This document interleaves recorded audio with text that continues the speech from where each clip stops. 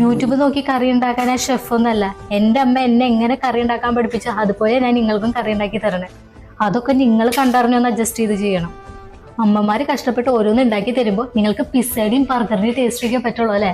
നല്ല ശീലം അത്. ഞങ്ങൾ 3 ദിവസം പഴക്കമുള്ള ഭക്ഷണം കഴിക്കും. ഇവിടെ നിങ്ങൾ പറയണതിനനുസരിച്ച് ഓരോന്ന് ഉണ്ടാക്കി തരണേന്റെ ദോഷം അത്. മിണ്ടണക്ക് ഒന്നും വേണ്ട. ആഫ്രിക്കയിൽ പോയി നോക്ക്, ഒരു തരി ഭക്ഷണം കഴിക്കാല്ലാണ്ട് ആ കുഞ്ഞു മക്കളെ വരെ കഷ്ടപ്പെടാം. ഇവിടെ നല്ല ഭക്ഷണം ഉണ്ടാക്കി കൊടുത്തിട്ട് പോലും ടേസ്റ്റ് ഇല്ല അത്ര.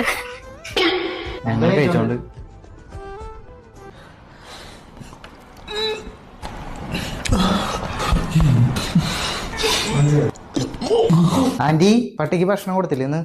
ഞാൻ അതിന്റെ ഫുഡ് ഇറച്ചിയും കൂട്ടി കൊടുത്തതാണല്ലോ. അതിന്റെ പ്ലേറ്റില് അതിന്റെ ഫുഡ് അല്ലല്ലോ, ചോറും കറിയല്ലേ. അപ്പൊ അതിന്റെ ഫുഡ് എവിടെയാ? നിങ്ങൾ കണ്ടല്ലോ എന്റെ കണ്ണിന് തിമിരം പിടിച്ചു. ശരിക്കും